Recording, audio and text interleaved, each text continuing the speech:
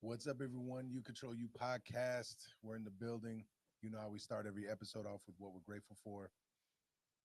I'm grateful for family, friends, a beautiful life, and surprisingly, this cold because this cold allows me to appreciate our warmer days. Yeah, And sun. when it's negative 4 degrees out, the moment I step outside, you appreciate warm days again. And yeah, that's what I'm grateful for today. My guest today, Tom Farley. What are you grateful for? Oh my gosh, grateful for just this. I'm grateful. I don't know. I watched the SNL 50th Mm. last night, which my brother Chris, there he is. He's now he's in the room. Was the flashes out and I just love that I can look at that and that's my brother. I'm not. I get to be my authentic self once again. Tom Farley. And we'll talk about that. But for the longest time, I was somebody's brother. It engulfs you, and I got to watch this, and I don't know. I saw it differently. So I'm just Mhm. grateful for um, just kind of where I am now, just being who I am, and Mm. it was a great reminder last night that could have been different. Well, that's awesome. Yeah. So, yes, you are Chris Farley's brother, but you're also a New York's bestseller, community activist, Yeah. Yeah. and Thank you. and the list goes on. So you are very much you've cut out your own path. It's taken a long. It's been a journey, and it's still. Um, I'm still trying to figure out who I am and be happy with that. Mm. I was I was thinking yesterday.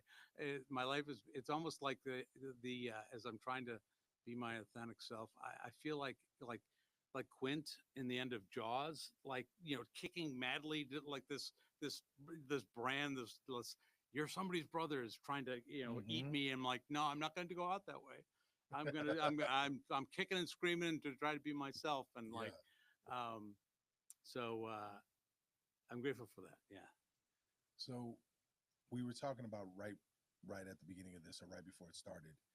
You're one of the few people that I actually have an origin story to how I met you. And what's funny to me is that I didn't even know you had any relation to Chris Farley. I'm 45, so I grew up, of course, watching yeah. it's that generation of movies and that generation of comedy. I had no idea. I just thought you were a dope man that wanted to help the hip hop community. So to just touch on at least my end, it's about 2008, 2009, and we're running into issues with booking shows at venues and being able to keep them open and keep it running. And yeah, I'm not going to say it's all the venue and it's not just the city, but it was also venue owners learning that I can make a quick buck if I just do live hip hop shows, even though we're not licensed to do this, even though we don't have a clue of what's going on. And then when something happens because they didn't do their job correctly, then the entire culture gets a Yeah. ban. And I was sick of that, along with my then business partner Dexter Patterson. We were sick of it, and decided to go to the media, go to the chief of police, the mayor's office, and just put this together. And then that landed me in front of you at the ALRC at that time. And we have this meeting. We talk about coming up with these guidelines for hip hop, and it's funny because that that initiative right there. I don't know if you know this, but the Mad Lit events that happen downtown and the the greater Madison music Yep. and all this stuff is spawned Wow. from that. All of that is spawned from those meetings, from that task force. That's what that turned into. And it's weird watching basically a baby grow into an adolescent now and it's off doing its own thing. But you were a big advocate of Well, that. I was amazed that I just heard you talking about this. I could see. I didn't know what these things. And I don't know how it would. manifest itself later down the road, but I knew it had the ability to do some amazing things and change the fabric of this changing city that and adapting to the to that change. And I, I'm like, yeah, don't you want to lean into that? Let's be creative. I love the creativity of it, and I love the like us. Let's find a solution. Um, let's um, let's not just put all our concentration, making this small little swatch of our population happy, because it's not. It's diverse, and like, why let let's make this a place that everyone can love. I don't know. I just the looks on people's faces were like, you're not seeing this. Like, come on, man. Like, this is uh, to be a part of something that that that that changes and grows the just the the just the cultural environment, the everything. I don't know. I don't, Well, we were very blessed to have you as an advocate, because looking where it started and looking now, it's night and day. yeah, We were fighting for shows, and I'm not saying that struggle is gone completely, but the fact that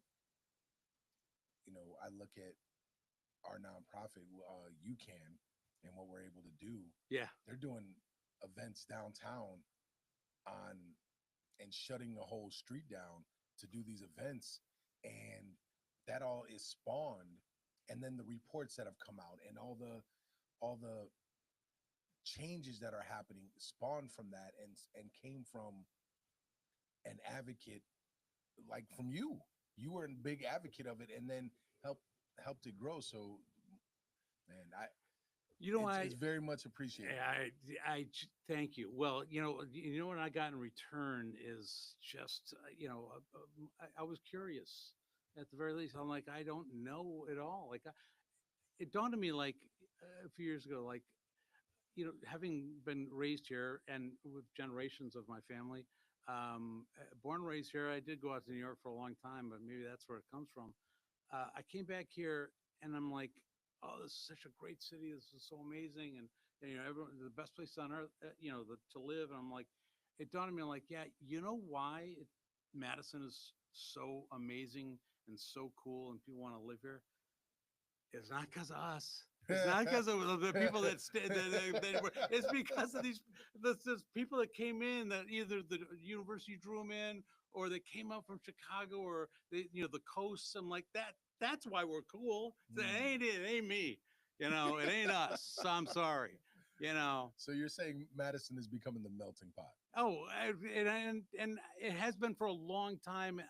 Again, started with the university.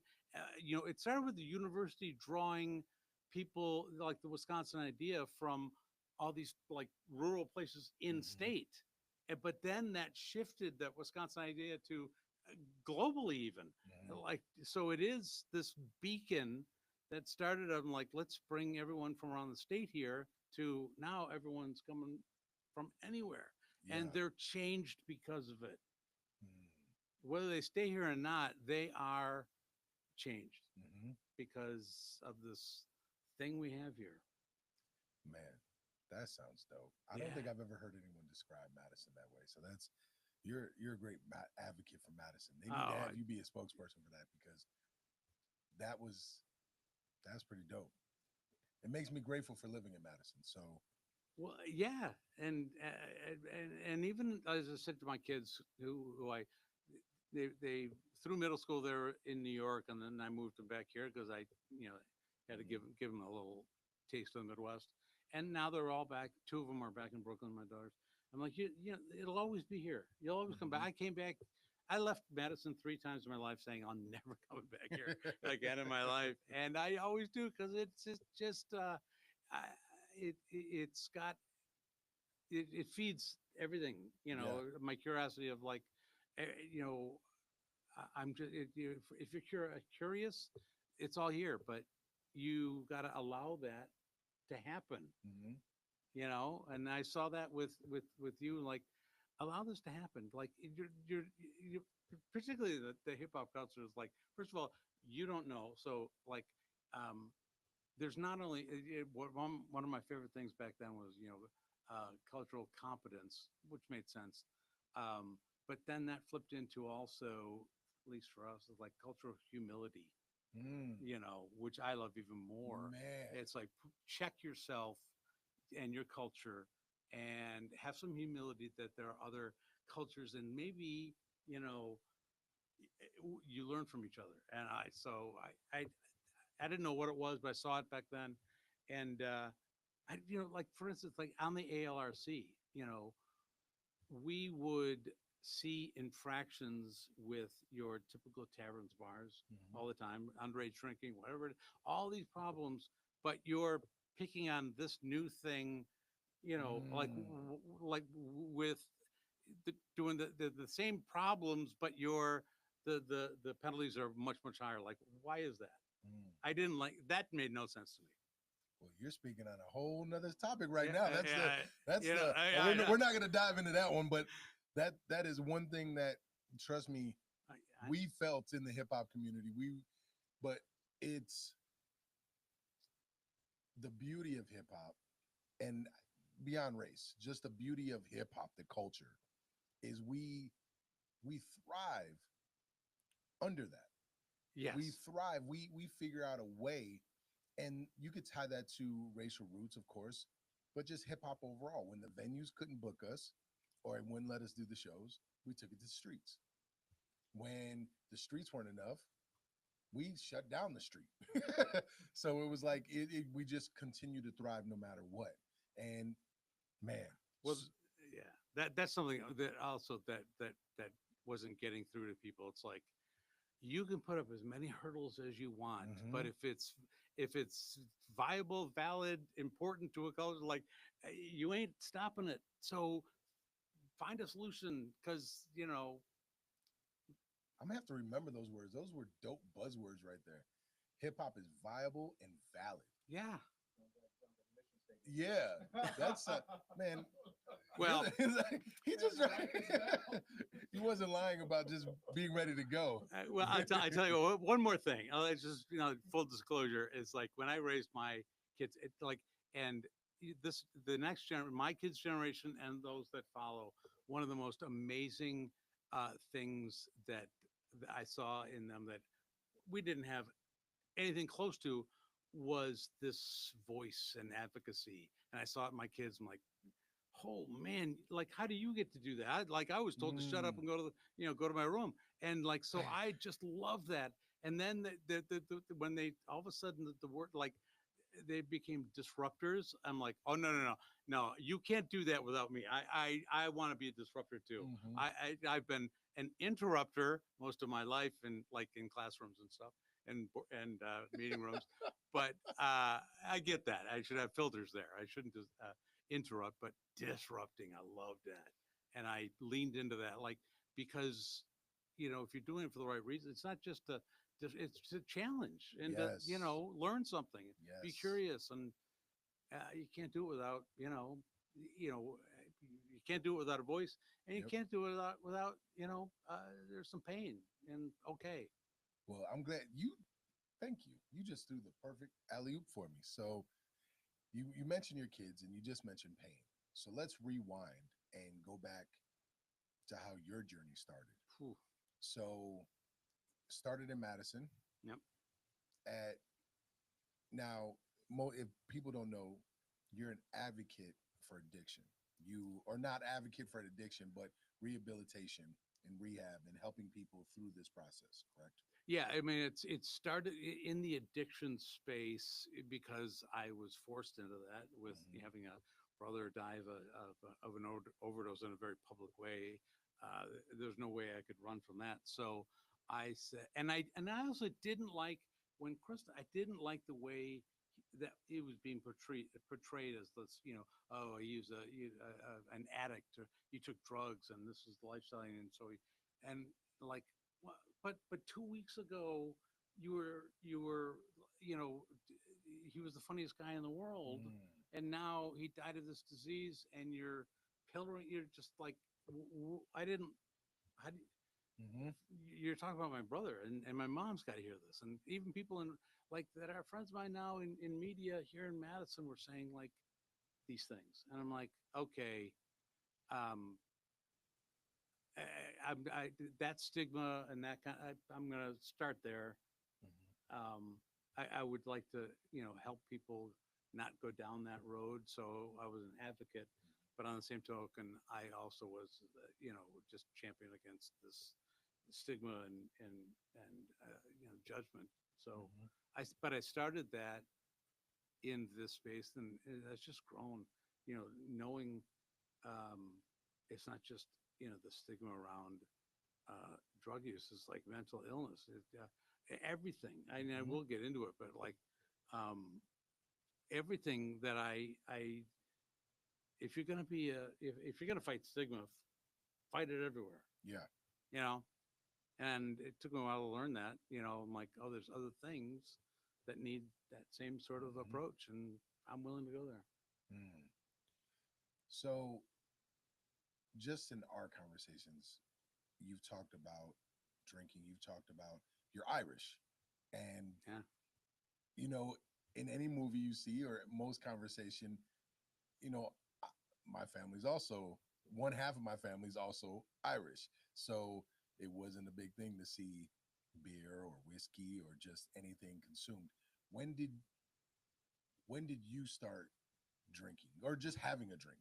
Or was it just like you can't even remember? oh, let's go beyond that. You're going to talk about the Irish, and again, also being from Wisconsin, it's the same thing. Yeah. It's your identity. It was ingrained in you as this is your identity from almost.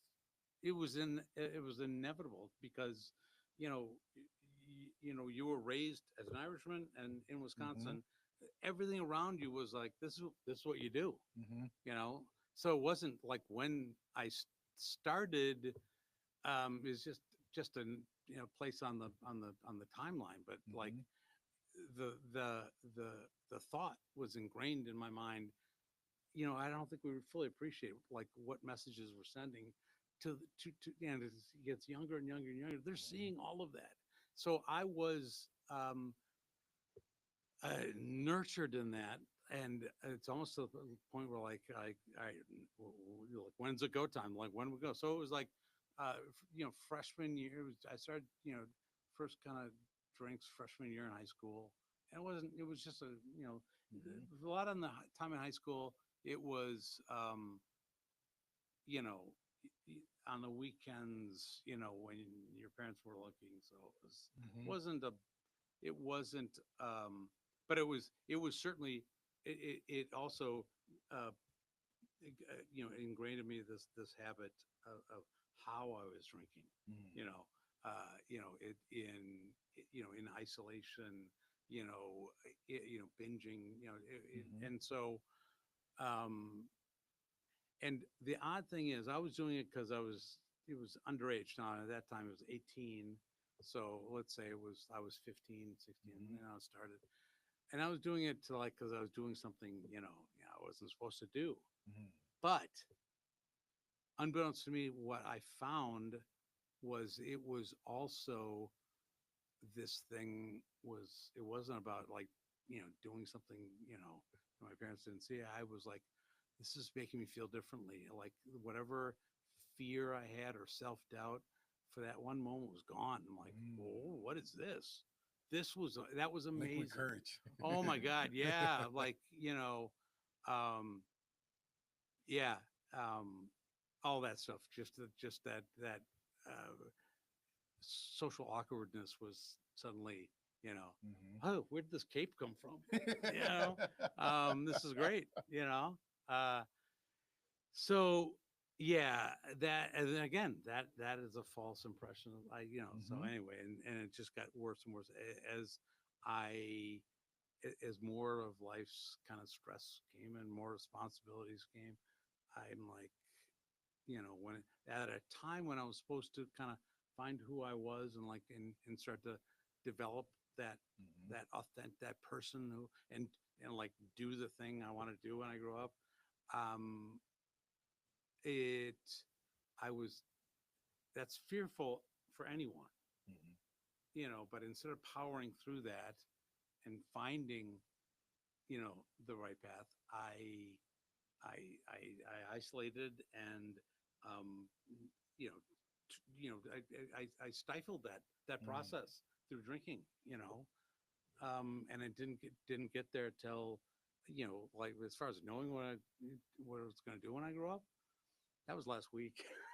Yeah, I finally figured that out. But yeah, no, it's um, um, wow, and it takes a lifetime to see it, and you want to tell that to the next generation, but like they're hopefully they'll get some of it.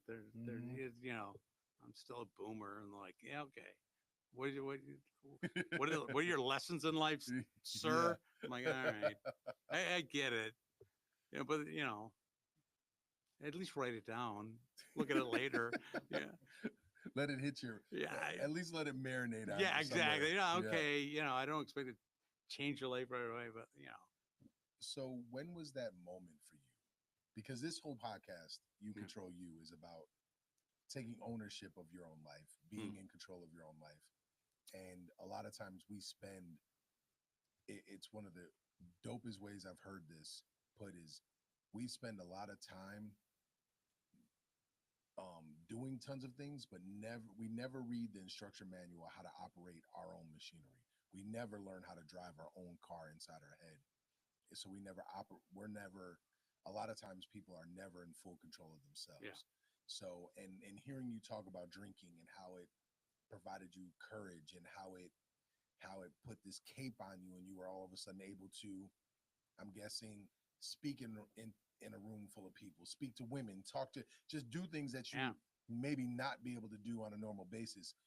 What was that moment for you when you're like, okay, I need to take control of this wheel and I'm done with this. I need to do something different. Yeah, it actually. First of all, I love the analogy of the playbook. Like the ones I was given. Like my dad gave me the playbook. Like this is it. Like Mm. I'm like this is it. This isn't right. Like well, that's what my dad gave me. It was it was a bad playbook. The crayon should have tipped me. Um, but like okay, I don't think this isn't the right playbook, I don't Dad. think anybody caught. Come on, I'm Dad. guessing that went over some people's heads Yeah, right there. like That was awesome. so. For me, the real moment was, when life just came. It was I couldn't run away from it anymore. When I was watching CNN one day and heard that my brother died of a drug overdose. That's Whoa. yeah, I like didn't. I don't think we've ever had that conversation. I didn't know that's how you found out. yeah, yeah, Whoa. yeah. Yeah. I mean, I don't know. I don't know if you've I may have had a cell phone, but I'm that old. I don't think it wasn't a thing, and I Hmm. nobody knew how to. I was at a meeting at a friend's office, and no one knew how to get a hold of me. He just happened to have a TV in his office with CNN playing, and I'm like, wait, what did he just say? And I was like, I don't. And I called home. My dad picked up. I heard his voice. I'm like, oh shit, this is real. Can I swear? Yes. Yes. Um, I know I could. I just Yes. so it was from that moment on. Luckily, the time, the immediacy after that, it was so surreal and so public. I had Access Hollywood banging on my door at 11 o'clock that night, wanting to comment. You know, the the the funeral here in Madison. With Sandler was here, Rock was here. Aykroyd was here. That was sort of we needed that. And we needed that because it was so painful that it was nice to have this is something else. Hmm. But after that, one of the things I realized really quickly was when I went out, I said I want to prevent this from happening to other people, so I want to go into schools and talk about it. And that was it. That was the moment I realized that, like, if you want to get through this pain, and this grief, you got to talk about it. Mm. You got to like you can't keep it up. And so from that moment on, that's what I did. And there was a lot of that in itself has had its own journey, but I never stopped from that moment on, wanting to get a message out and advocate, um, partially to deal with my grief and my loss, because I realized that, oh my God, like, oh, I share this with so many people. Like, everyone feels the same way I do for at least a little bit. So I need to connect to that. There are people in my family that haven't done and that to anything close to that, and I still see the pain. I still see the pain. And, so I very blessed that I get to go out and talk about it. And in the process, even if it's just, I have learned through that process, I've had a little bit more about my brother, a little bit more about his addictions, a little bit more about like the wonderful person he was. And I have a better relationship now with Chris than I ever did when we were both alive, because I saw it through an older brother's, you know, lens, I, like, yeah, stop embarrassing me. Yeah, it was, so that was that journey. But so that was a good start. But all the time that I was out there, advocating and talking about my grief, I was still just talking about somebody else's addiction, somebody else's Mm. journey. Mm. And I know that was helpful to people, but it wasn't. It was me. Like, as I said, I for the most part, most of my life had this self doubt, and I was putting this person out that I thought the world wanted me to be, or that Mm. I needed to be because of what, so that was inauthentic, as it were. Yeah. And then I became somebody's brother. I was Mm-hmm. putting that out. My full name, this is Tom Farley, brother of Chris Farley, who died of a drug overdose. That was my Mm-hmm. full name. So there was a period of I was kind of lost in that for a while. And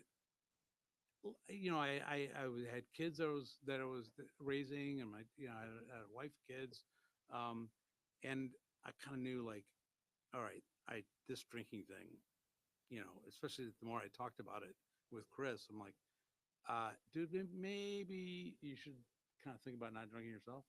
And so I would have long bouts of sobriety, thinking it was just about not drinking. You do that, this hard thing, I convinced myself, this is the hardest thing I've ever done in my life. And yet, I was still causing all sorts of train wrecks and broken things. Like, why is that? And I would go into meetings, listening to people share their stories. I'm like, that person drinks more than me. I don't belong here. It was the same thing we did in our family when Chris was struggling. We would look at him and like, well, we're not that bad, so I guess we're okay. Mm. We weren't, um, but we also couldn't help Chris as much as we probably could have, because we were we were fearful of being honest about our own. Like, to go there Yeah. means, even though that was his journey and we could have helped him with that, we held something back because of the fear of, you know. So I did that for a long time, and it, just being sober, it was great. My kids didn't kind of grow up in that, as I said earlier, this kind of atmosphere of, you're Irish and Mm-hmm. you're a Farley. This is what you do. Like, Mm-hmm. I broke that cycle, which Mm. was, you know that was good. I have to admit that, but it wasn't sustainable. I was still causing all sorts of problems. Train wrecks.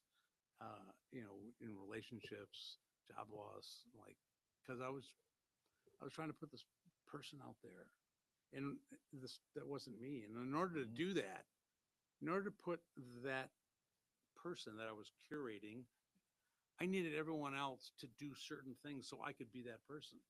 I had to control everyone around me. My wife and kids had to act a certain way so I could be that person. My employer had to give me that job, not the one I have. You don't understand what I got to be this guy. So, that's you know, you don't get it. And like, all those, yeah, nobody wants to be, I push people away with that, you know, um, and, and so until I started, all right, like who, like who's this, like, you're not that person. And one of the things that recovery taught me when we started talking about things that like I had no idea what they were talking about at first, like, gratitude, and honesty and humility. I didn't know those things because the person I was putting out wasn't a real person. So how could that person ever be grateful? Mm. How could that person ever be honest? It wasn't a real person. Only you can do that, and you don't even know who you are. Like, so I didn't know those things until I started to really, lean into it and try to, like, okay, dude, who are you? Like, and like, are you gonna like that guy? Are people gonna like that guy?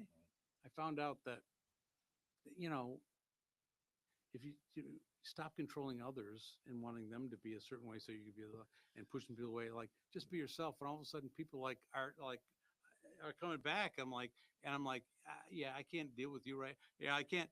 You manage your own life. I'm gonna let you do that for the first. I'm gonna give that job up, and just this is job one. And people like that, I Man, don't know who knew. you just you just described the death of the ego essentially, Oh, and yeah, it's crazy. One, I got a couple questions for you, but first, kudos to you because it I'm not sure why it's the hardest thing to do. It's so simple, but it's the hardest thing to do is to kill that ego, hmm. to just be blatantly honest and vulnerable Yeah, about who you are. That the ego can't shine then. It literally destroys the ego.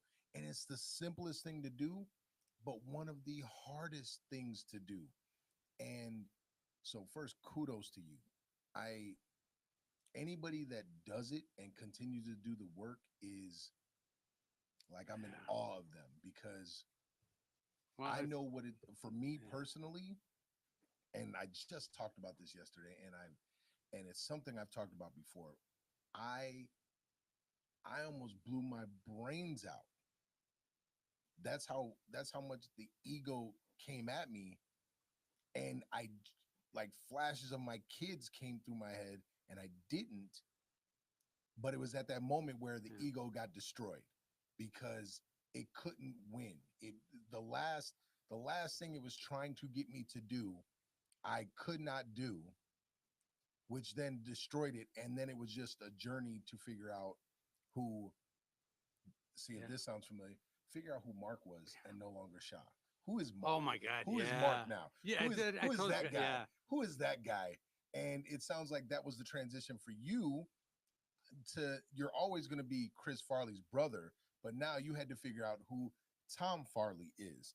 And what what age were you? How old were you when that happened? And what, because just hearing it, it doesn't sound like it happened right oh, with your brother's passing. So oh no, it was yeah. I mean, um, so I've been in recovery now like 6+ years, 6, 7 years. mm, So I mean, that's when I was, given a program, like that's when I was given the right instruction manual. Like, all right, mm, this is it. All right, this is the work.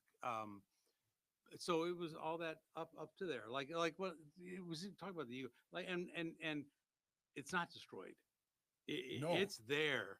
And the moment you let up and like, I think I finally got it. It's like, yeah, we got you now. yeah. Like, and there he comes roaring back. I'm like, you were there the whole time, hiding behind that door, you son of a, yeah, like, yeah. Oh my God, there he is. I said, Yeah. like, and so one of the first things that was interesting about the ego is, I learned in a 12-step program, the whole kind of difference between, faith and spirituality, and these 12 steps, and one of them, yeah, I've been a lifelong Catholic. I still am. Like, that's a big part of me. And I went into AA thinking like, oh, sweet, I only have to know 11 steps. I already got one. This is great. I got a head start. And then I'm not like, oh, this isn't what we're talking about at all. Like, Mm. this higher power thing. Yeah, that's what people are like. Yeah, this is Madison. So I would always listen to somebody like, oh, my higher power is nature. And I'm like, no, you're wrong. And I'm like, no, I was wrong. And so this whole surrendering and giving up, you know, I realized that all my life, just in prayer, I was praying for something. There was so much ego in my faith that, like, Mm. I need a better job. I lost something. Hey, where are my keys? Uh, all these things that I had so much ego in, and then I got into recovery and learned this higher power thing where it was just, it's not praying for something. It's take this. Just take this. I can't do it alone anymore. I Mm. need you to take this and, you know, give me some indication I'm on the right path. That's all. That's now what I pray for. And there's no ego. There's like very little ego in there. And that was like, huh. So if I get ego, it was all over like this, my faith, spirituality, religion. Like if it's that ingrained there, like, oh my God, where else are you hiding? Mhm. You know, so it changed. That was an amazing kind of change. So would you say your ego is this armor that is trying to Oh, protect you? the biggest thing that ego is there for is fear. Mm. You know, and you realize that um yeah, the more fear you have, the bigger your ego is. Yeah, I mean, like and it was actually I was in a 12 step, and they were talking about the higher power. It was a priest, and he never said mentioned God at all. He just said high power. It's like, if you still have fear in your life, that just means that your higher power isn't high enough. You're not. You're if you're still fearing something, you're the only way to come. Your ego is the only thing that's gonna fight that. And also, so there's that fear thing. And I love to say that, recovery exists on the other side of fear. It's, you got to power through it. Um, Mm. but it's also life. Fear, ego, protects you from that. And you got to tell yourself, like, life's you can't avoid pain and hard in things that are hard in life, because that's life. And the longer you, like, when you do that, um, that's when bad things happen. You've got to, power through it and learn, to be comfortable being uncomfortable.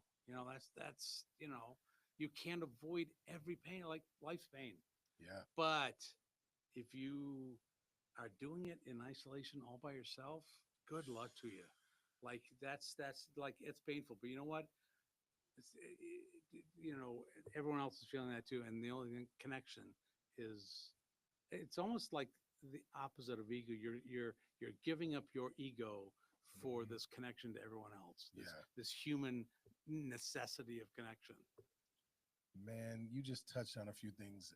I see people writing things in the comments. We are live. We are live. We are live. I don't know what question he's asking. He said something about Jello. What is he? I thought he I love was. Jello. I thought he was like. What did he say here? Um, Tron. Are Jello based desserts considered old fashioned? What?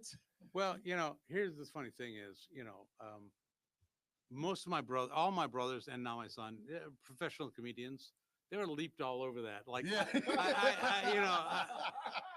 you confused me.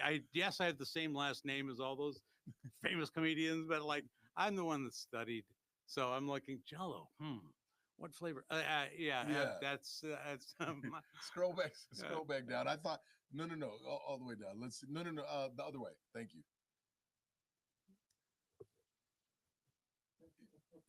My neighbor called my jello-based dessert old-fashioned, and now we are feuding. Oh boy, cement to get him back. oh, but it's simple. There's such simplicity, Yeah. and there's such beauty in simplicity. So, like, Oh man. sometimes life is so complicated. You need Jello. You need that. I don't call it old fashioned. I just say it's, it's a, it's just, So, um, well, I don't know. Is I'll that write. or is that a fat joke? Like, what are you saying here? Like, Yeah, I have I no. have I have issues.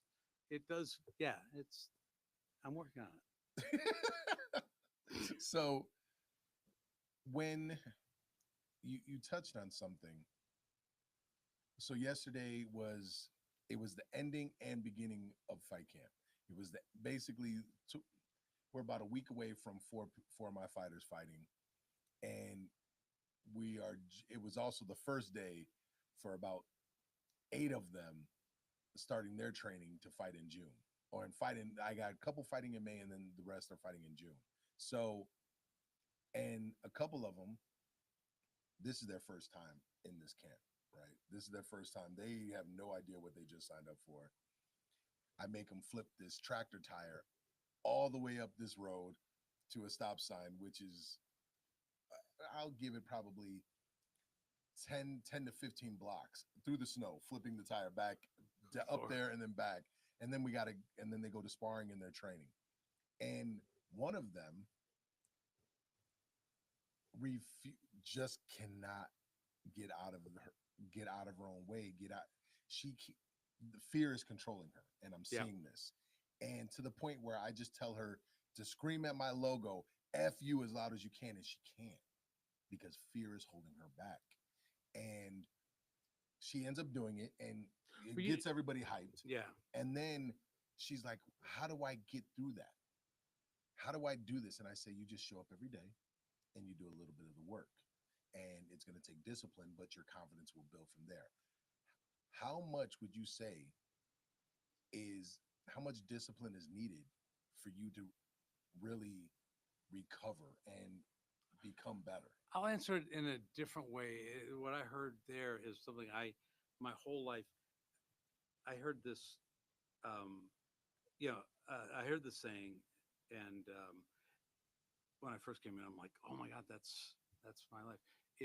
Saying is actions before results. Mm. And I was, living my whole life looking at the result like that's where I'm supposed to be. I need to do that, not doing the actions, or maybe I was doing some actions, but you know, because I wanted to go here. I'm like, but I was, life was taking me over here.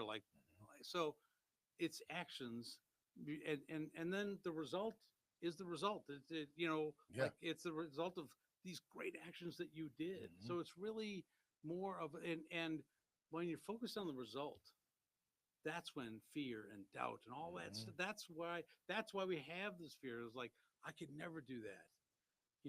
One of the most amazing things I ever heard when I moved back here to Wisconsin from Connecticut, and my son, I wanted him to really like understand, like, now you're in Wisconsin, and he goes, well, like, what are we doing? It's like, you're gonna wrestle. Is what you're gonna do, and we're gonna, like, not only you're gonna this physical thing, but we're gonna spend Saturdays in Dodgeville, in Mineral Point, like that. You're gonna see Wisconsin. And so we did. It was amazing. But he wrestled out of they had a youth program at Middleton High School, and this coach said, he was just getting beaten, you know. And this coach, and he was depressed, and like, because he was looking for the result. And the coach said, "You're looking at this all wrong, man." He said, "You're not gonna win a match for probably 3 years." And he was like, "Well, then why am I? What am I? What am I doing here?" And he goes, "Yeah, just look at it this way. All right, your next match, just uh, try to last more than a minute. That's your goal. Then your next match, like, just try. Your goal is get through the first period without getting pinned." Um, and then try and get through this. Then all right, I did that, and I'll try and get through the second period without getting pinned, and then get through a whole match without getting pinned. Mhm. And in between, you're gonna get pinned a lot, but you're gonna those are your goals, and all of a sudden, you're gonna get to this point where winning a match is now a little bit more possible. Mhm. But it was you were never gonna do that. You just started this thing, and I'm like listening to this coach going, as his father, I would have just said try harder. Like yeah, you're not good. I don't know. That was genius. Like Yes. that whole like Uh, like it's not pushing this thing up uh, 15 blocks this tire in the snow, which is horrible by the way that you made him do that. But like yeah, because you're focused. Like who? Yeah, I can't do that. But like this girl, can you get you know a block? I bet you can. Like, let's go there. Like, what? Yeah, it's just. I know that's how you yeah, did it. only two of my fighters knew what I was doing. One of them Yeah. is my most experienced fighter, and he's been with me. The other one is a former Ranger, so he knew exactly why I was doing this and had the entire team doing it. Team building Yeah. exercise, Yes. The team. but Yes. also Yeah. now the ones that would have looked at the tire and said, I can't do this, have no choice but to do it. They're no longer thinking about the result. They're just stuck doing it with everyone else. And then Yeah. when they're done, they're like, oh, wait, I can do this. It took 25 minutes to get it up there and back, but oh, I can do it. And I it's why I push my son to wrestle. Yeah. I wrestled. It's a different, first of all, you don't have cheerleaders, you don't have anyone rooting for you. You're wearing these skin tight Yeah. clothing and you're just grappling with another dude. So it's like there's Yeah. nothing glorious about it outside of the feeling you have that you just worked your tail off and you're put in the center and it's just you versus So much you, emotion. and then Yeah. and then you're trying to figure it out with another person. I love wrestling, I love jujitsu for that, I love fighting for that. Yeah. And so man, how much, so when if I am a firm believer, and I could be completely wrong, this is one opinion that it would take a lot for someone to change my mind. I'm a firm believer that everybody is an addict of something. We all have we all can become addicted to something. You see some people with technology and cell phones. You see some people with work. You see some people with drugs, alcohol, women, and the list goes on. And the only thing that keeps a lot of people from going overboard is discipline. And then the people that have recognized they have an issue, how much discipline does it take to stay walking this path where you're not giving into that monster, that ego? I would add one thing. Yeah, the discipline. I mean, as I said, it's a great tool. Like, but none of those things are achievable. And I think the reason why there's so much addiction is because of this feeling of isolation, and that's not what we're supposed to feel as humans. Mm. You can't do it alone. A lot of the people do it is because there two things. There's this feeling of isolation, but also like another human. Like the reason we exist is somebody, some higher that wants us just to be happy, and you can't do that by yourself. You can't do that in isolation. You need, like, if you truly want to be happy, or you whatever it is, not addicted, like then that demands, some sort of connection, and what feeds connection is this is this sense of belonging, that I matter. You know, those things are those you point to all the issues we have in the world, like that's in there somewhere. This feeling of isolation, I don't matter, I'm not connected, like that, that produces an awful lot of, the issues that we have.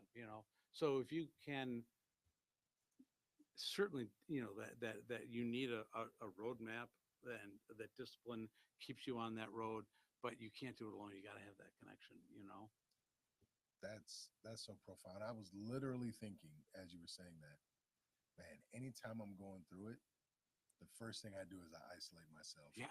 And the best thing that ever happens is when I can go be around people and my brain starts to function better. It's like oh, that problem wasn't that big of a deal.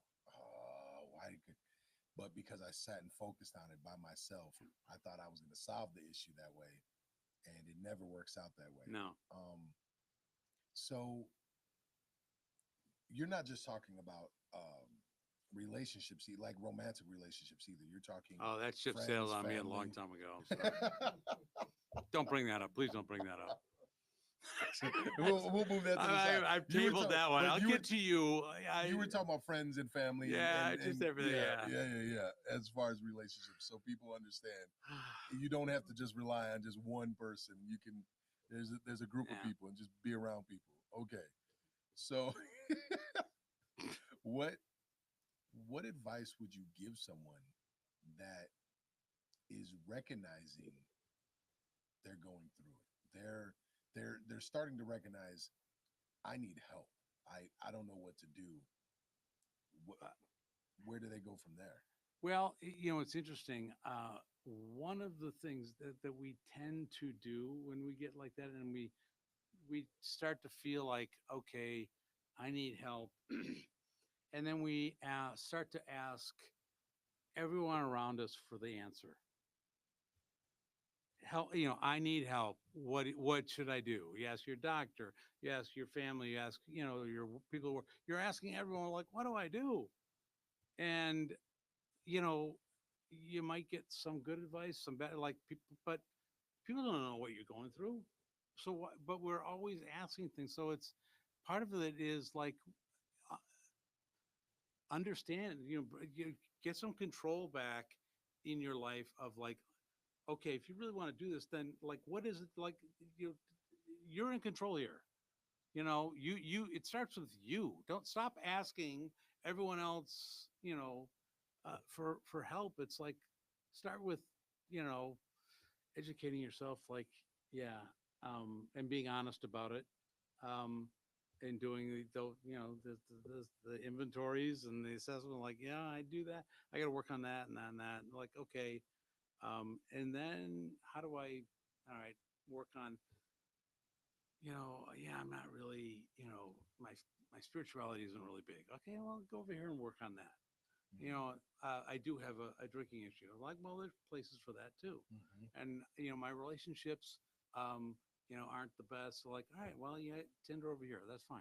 I know what I'm saying. No, no. But you know what I'm saying? Like, just, piecemeal it, man, you know?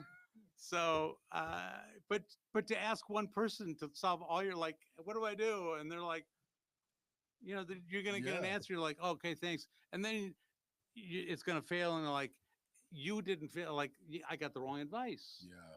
I'm like, So trial and error is what you're saying. Just go out there, what, figure it out, what, and try to improve and understand you're going to stumble, understand, fall, and get up. educate yourself. Like, and again, and don't, isolation is horrible, but like, be honest with yourself Yeah. first, and then, do the work, Mm.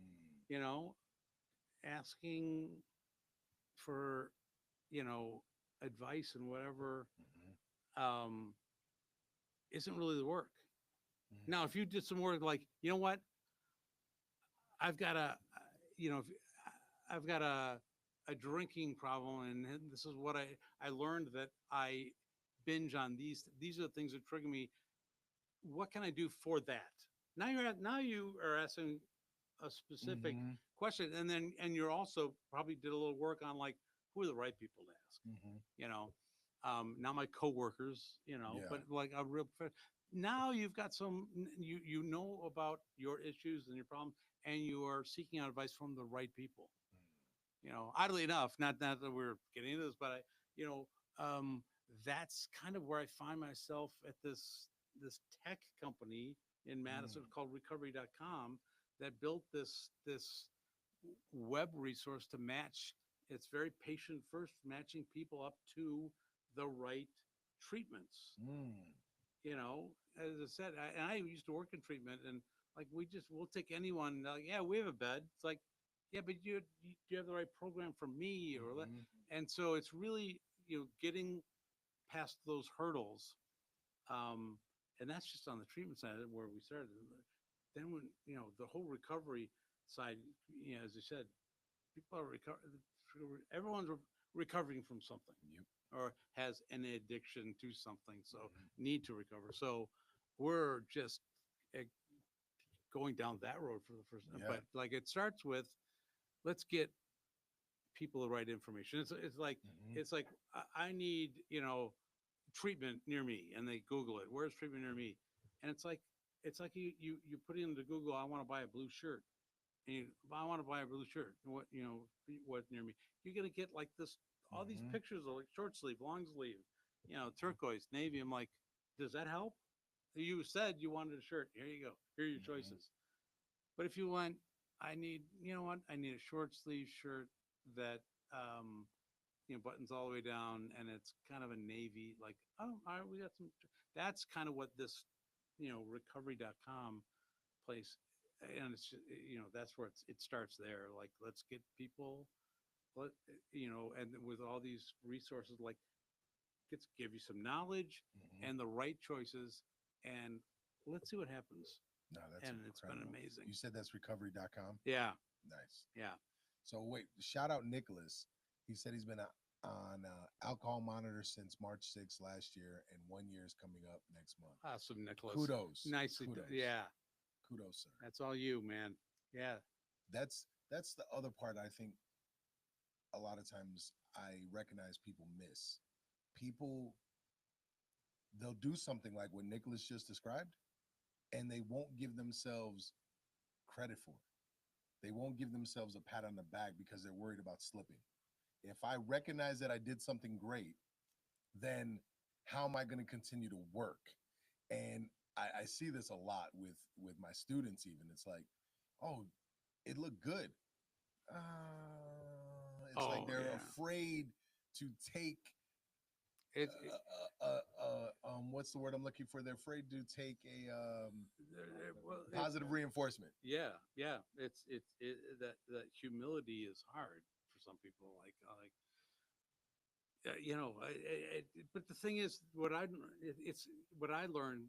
It's just it's okay to be sober. Like it's for me. It's not about being sober. It's about being sober, and that clarity that it gave me allowed me to do all these other things. Like that's what it's Mm. about. Like but that I need to be sober to do.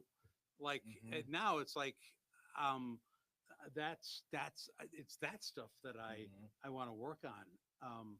I did a tour of prisons a year and a half ago, and which was life changing, all on its own for me. And I got a question from this kid. He had a question. It's like, I'm in, kind of a controlled environment, like right now. I'm glad you see that. Yeah, you are. He goes, but what when I get out, like, what do you do about the cravings? And I'm like, interesting question. It's like, honestly, I never got that question before. It's a good one, but I'm like, for me now, I'm not craving those things now. I mostly was drinking for me, so substance, like there are Hmm. certain opioids that, like, yeah, you can't just ignore. Like they're Yeah. always going to be there the rest of your life. I get that, but for me, the craving is like this feeling of I'm feeling a human again from this work I'm doing.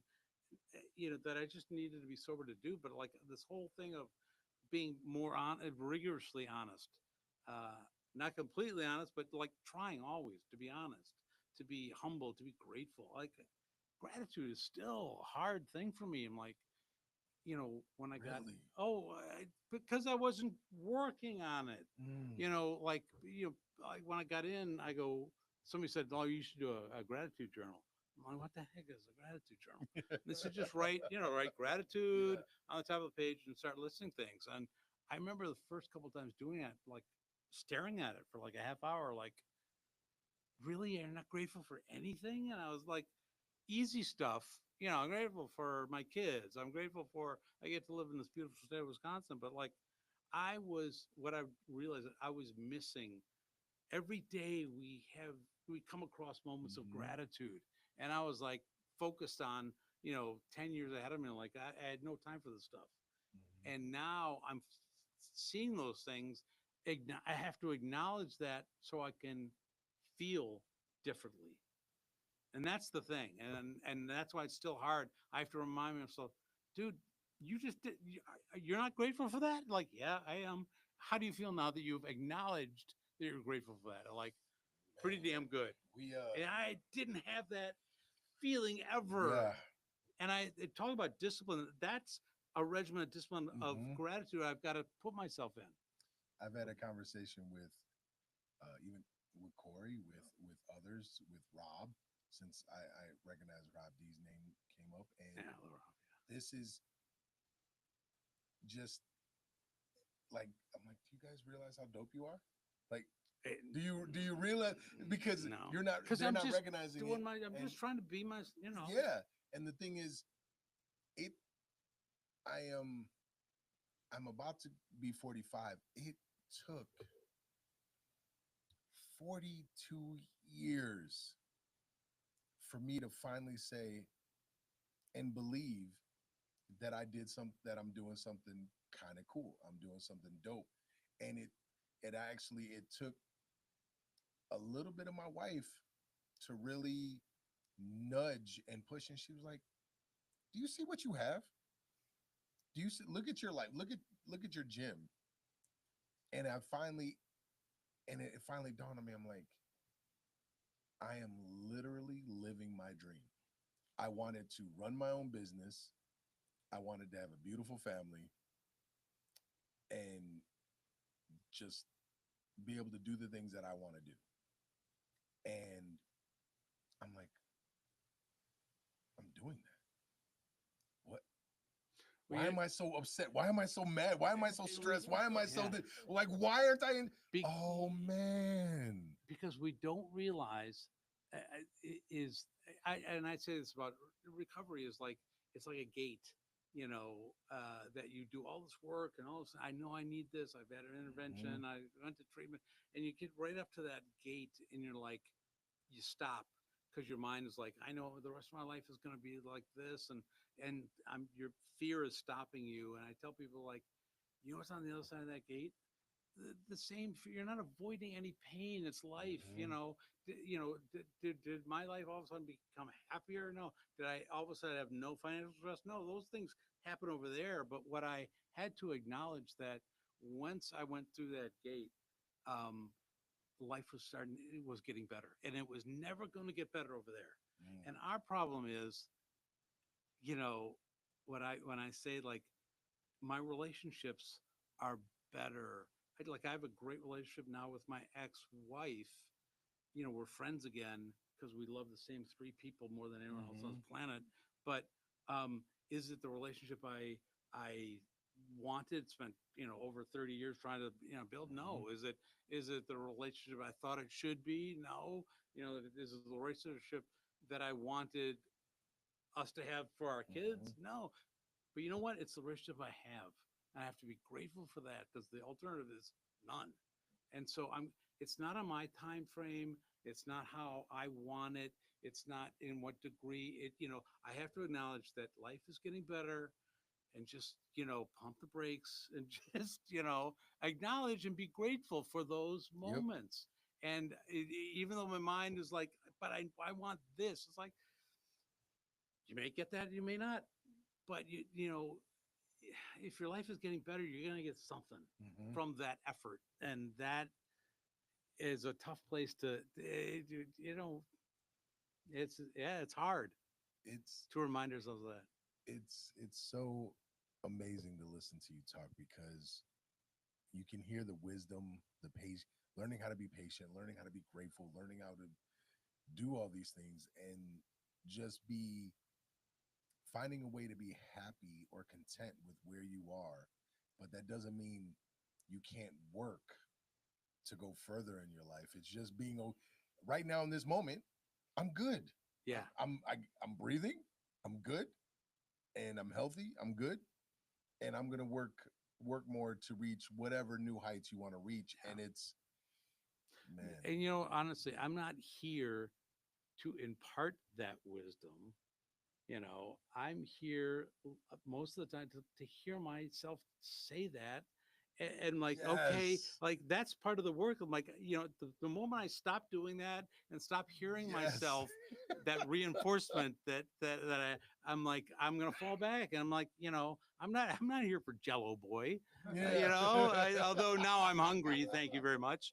Um, I'm here, you know, and it's kind of like when I went into the prisons, I said, like, I understand one thing.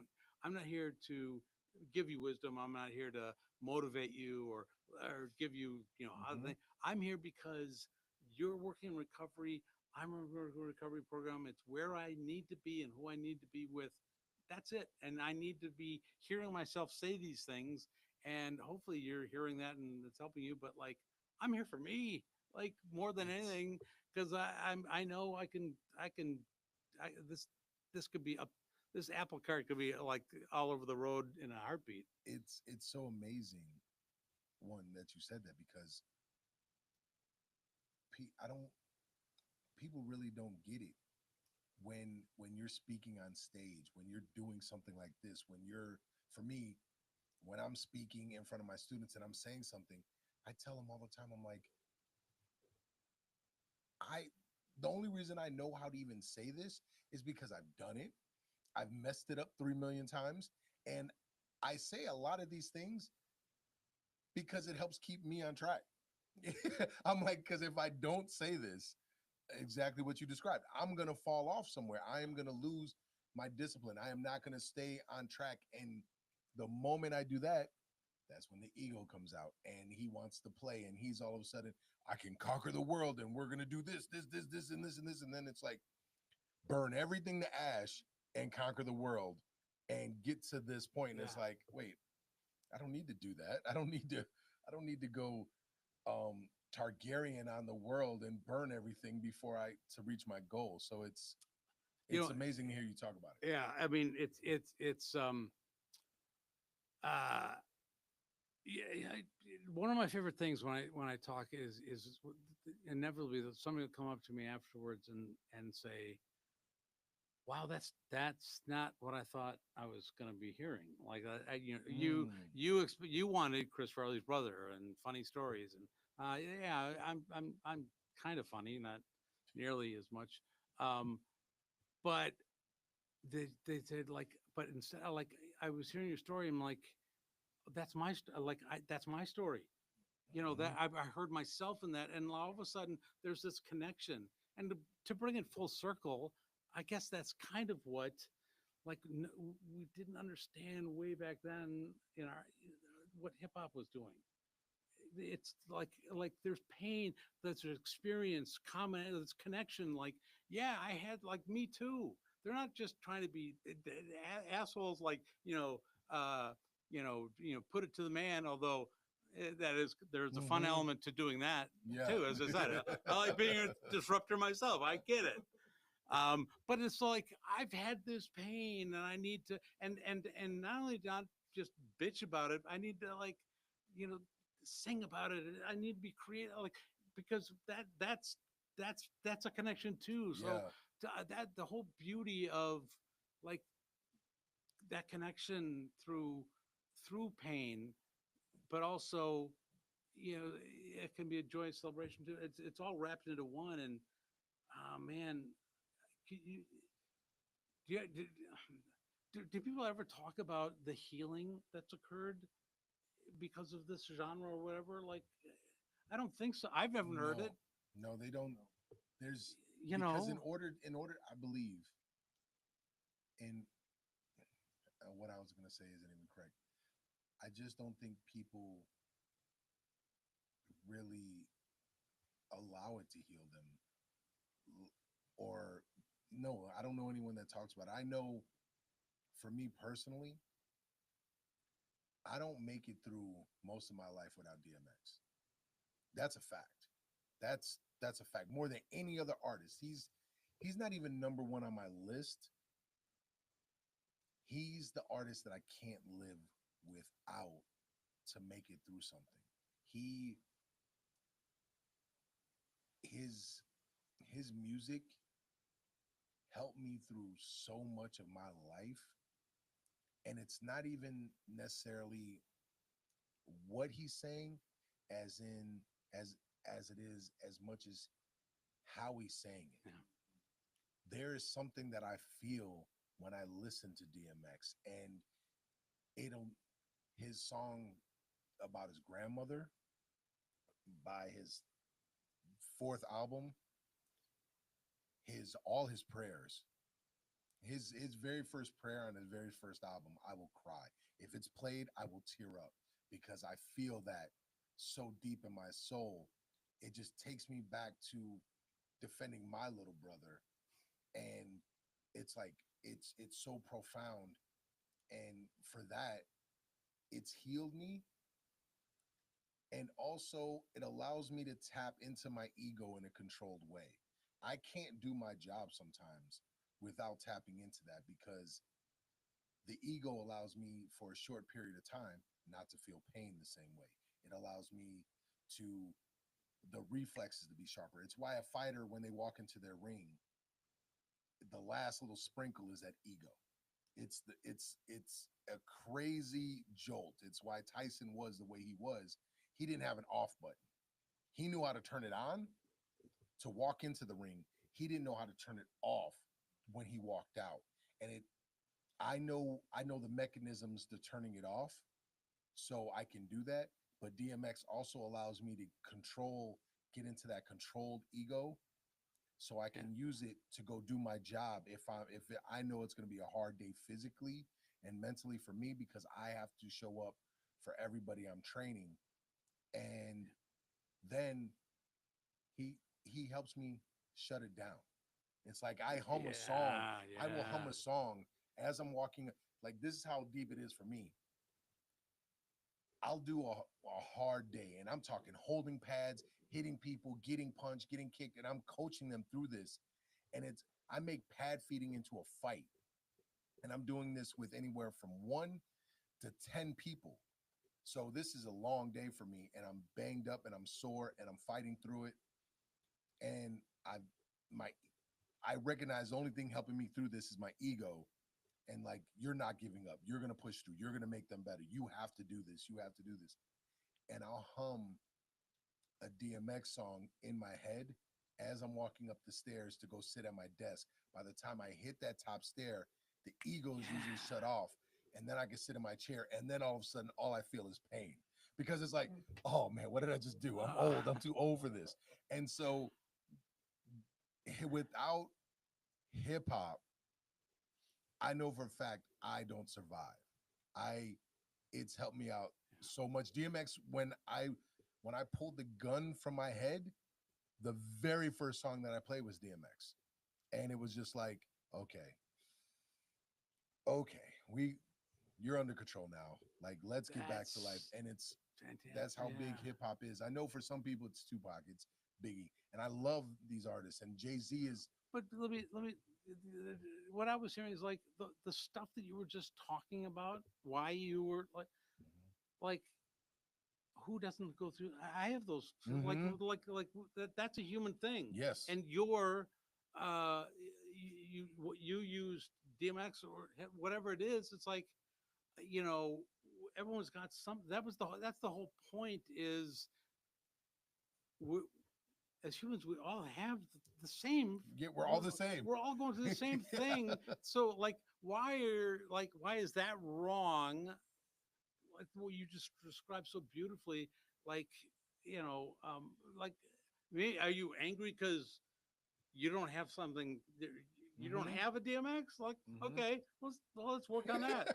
You know, I all of a sudden, um, when I was in high school, when punk first came out, I was appalled. Like they're cutting themselves like horrible. It is literally my favorite genre right now Mm. because of the same thing you were just talking about.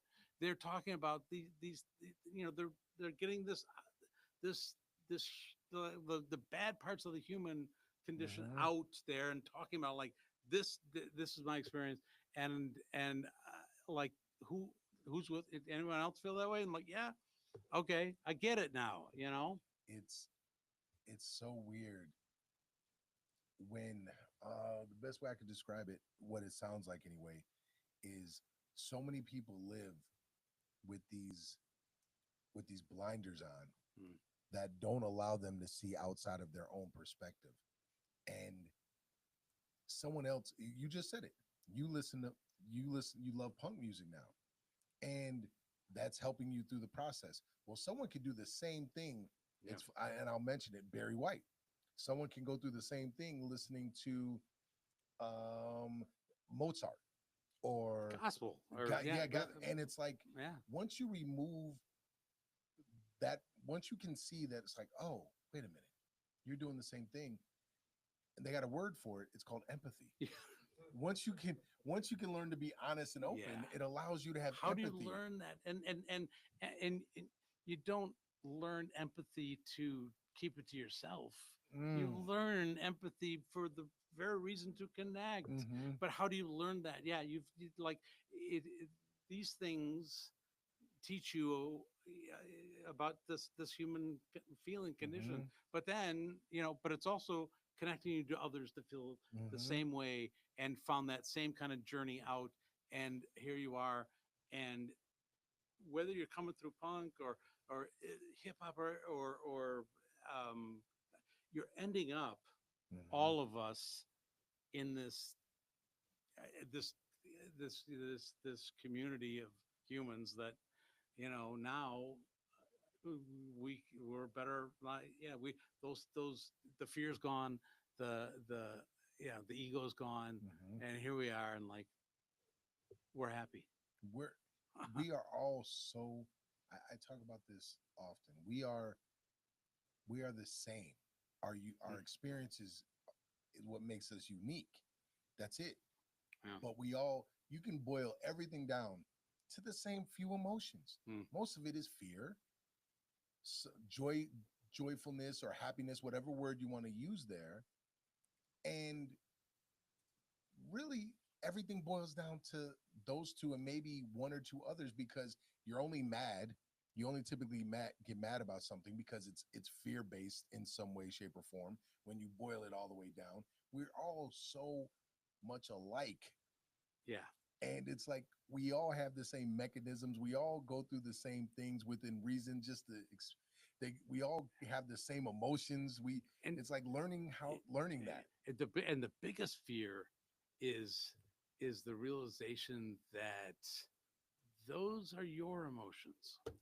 Those are you. It's not somebody else made you angry. Oh, You're angry. oh, I I read a bars. meme. I read a meme. It was such a Wisconsin passive aggressive kind of thing on Facebook, and it was. I laughed. It was like somebody was having a moment, and they put out this statement on Facebook that said, respect is a two-way street. And I'm like, the hell it is? No, it's not. You can't control somebody else's respect. You are responsible for you, and what you get in return is what you get in return. How you feel, like, that's not. Mm-hmm. You don't like change the way you respect others because of what you're getting back. You just be respectful. Just own it. You're not, as I said, you're not angry because somebody made you angry. Like, you're angry. Yes, You're like, yeah. we respect, trust, all that. It all boils down to the same thing. You have to choose Yeah. to be respectful. You have to choose to trust. You have to do that regardless of them. And I'll go back to the great philosopher DMX. He said, I just trust people to be who they are. Yeah. And if they show me something, that's who they are.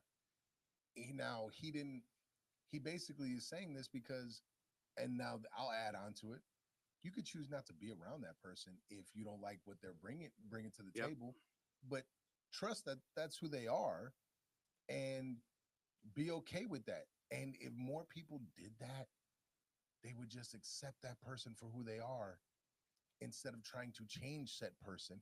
Just Yeah. respect, trust that they are this person, have empathy for them, if and understand whatever, and be patient. And if they're not meant for your life, they're not meant for your life. They're just, you just or keep or it or pushing. understand that like the person that you're seeing, like it may not be the person, but they don't know that. I mean, I was Yes, putting this person out yes, and not understanding, like, why is nobody like, yes, I'm a good guy. Like, why do yes. half the people like me? Half the people like what a pain in the ass. It's because that's not a real person. I Yes. was giving glimpses, Yep. and people were like, oh wow, that's that. I like that guy, but then I would, you know, shut them away and like put this person. So like, yeah, you can choose not to be around that guy. I wouldn't either. But when I'm showing you my authentic self, I'm getting, Yeah, I'm getting what what I'm getting, man. you know, um, yeah. But I'm in control of that, So what's the next, and we get close to wrapping it up here, what is the next thing for you? What is, you're working with recovery.com. What is You know, I don't want to even think about that. Like, what's next? Like, I, one of the amazing things is like I worked in a lot of companies, a lot of cultures that had great products, and did great things, great services. And recovery.com is an amazing tool. It's going to be, it's like it's going to be the trip advisor for recovery. It's great, but that's not why it's great. It's great for me is because of this. I've never experienced a culture like this in my life, where we start meetings with, what are you grateful for? I'm like, mm, what are you just like, what? And I'm here, and it's not just me, you know, I'm telling you what I'm grateful for to kind of, showcase what a great person I am. I'm like, I'm being vulnerable, but I'm listening to other people. Like, what are other people? I've been in meetings where people are starting to talk about how grateful they were with at some family function, and they broke down and cry and started, got emotional and crying. And like, I worked on Wall Street. Like, that guy would have been toast. I would have been all like, "You're dead. You cried." mm-hmm, And now I'm like, "Oh wow!" And the rest of the day, it changed me and our relation.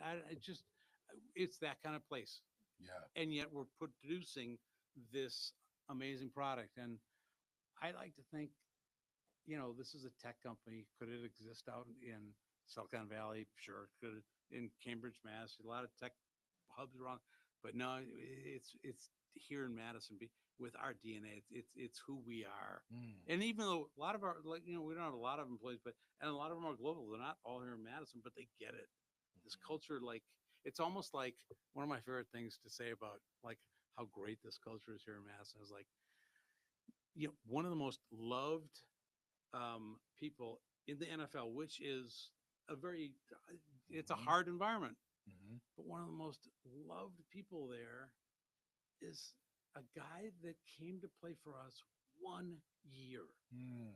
I know you're talking Russell about. Wilson Yep. came in here and got it and led us, and like this is like he stepped in the locker room and like, oh my gosh, I'm convinced he was not that way fully until Mm-hmm, it came, and that's what the rest of the world now I saw since then. And I think it's our ability, what mm-hmm, we can do here, our DNA, mm. this Wisconsin DNA. He got it 1 year, and I love the Midwest, and I'm a yeah, big fan of Wisconsin. It's a different environment for sure. It's, man, you keep dropping these nuggets, and just is somebody writing these down? Yeah, no, yeah, they're seriously. definitely gonna get them. They're gonna get them. They're gonna get them for sure. Oh, there's I can the whole reason when you talk about being grateful, it was something that I don't know why I started doing it here. It was I think it was just a point in my life where I was making it a point to talk about being grateful. I took some advice from this older gentleman who's no longer alive named Bob Proctor. And he's known for self help, motivational speaking, and all these videos.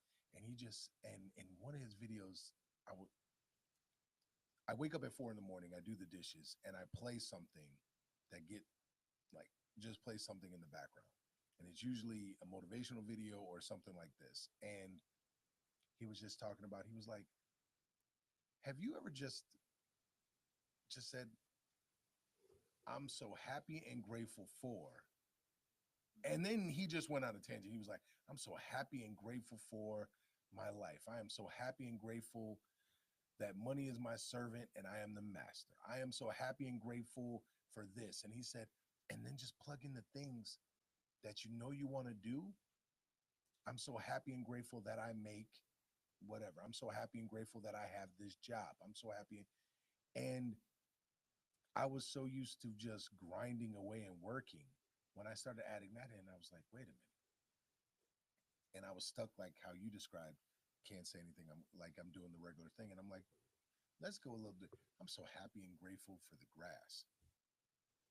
Oh, that's different. I am happy and grateful there's grass. So happy and grateful for the ocean. And the lawn. yeah. Okay, Yeah. I just wanted Yo, to clarify. That was well done. I'm just saying. That was well done.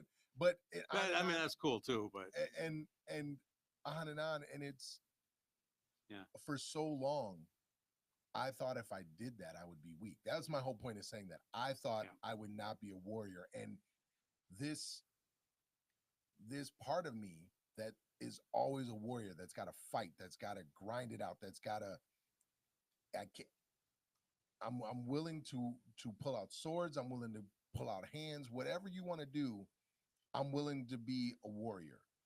And once I started down that road, it opened my eyes to all the great warriors. Miyamoto Musashi, the greatest samurai ever to live, Bruce Lee, constant and other warriors that it's like, this is what they meant by being a warrior in the gardener.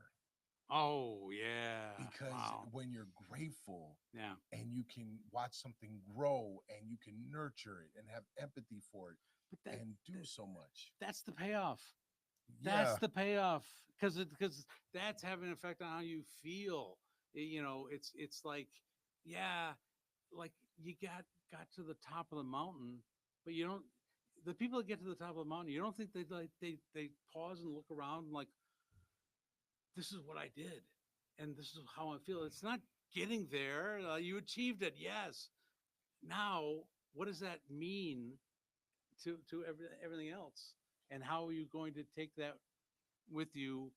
You know, I didn't used to do that. Yeah, no one does. I Like know. I would get to the top of the mountain and be like, yeah, cool, next mountain. Yeah, because you don't stop like that changed me.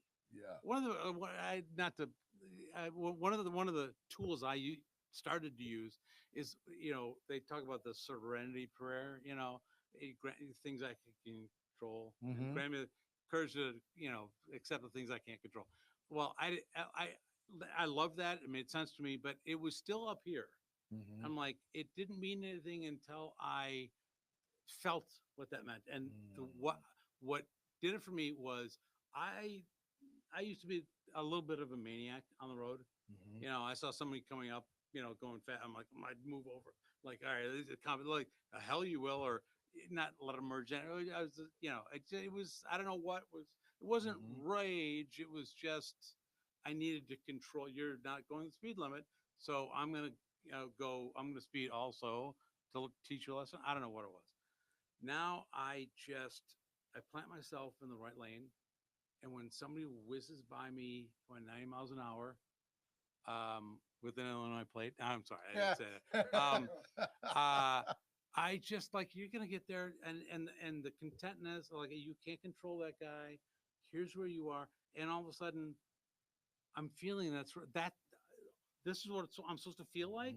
I mean, I could talk about like I'm controlling the things I can't control and giving up the rest, but until I do something and acknowledge the connection, like that's what this is, I would have never. It would have just been Mm, doing kind of the surface work. And like now, you know what that feels like to let other people, you know, do what they do, and just focus on what you have control with. mm. And what does that feel like? And as I said, I gotta feel and acknowledge what it feels like to understand these Yeah, concepts. And I'm man, always looking for those, you know. that's absolutely powerful. Yeah, It's the hard. It's the first step I would say is definitely recognizing it, but then you're able to put it into practice. you got to do And the work. You got now to lean in. Yeah, this is, man, thank you so much because I'm listening to all the gems that you're talking about, and I love hearing other people that have been on this journey, that understand this journey, that are struggling with this yeah, journey, yeah. that understand it's never ending, and that's It is. the beauty Yeah. of it Yep. because you constantly get better. But thank you so much. And where can everybody find you? On can you tell us your Yeah, social yeah. media? So social media. So Instagram. I think I am the Tom Farley. I think I which just sounds stupid, but my social media person wanted me to change it. So I think it's the Tom Farley. LinkedIn. It's I think just Thomas Farley at LinkedIn. Uh, Facebook is also the Tom Farley. Yeah, Yep, it's the Tom Farley. the Tom Farley. Yeah. Hmm. That's just so my son, who's Tom Farley the third, out in L.A. trying to be an actor. Like, yeah, you're not the.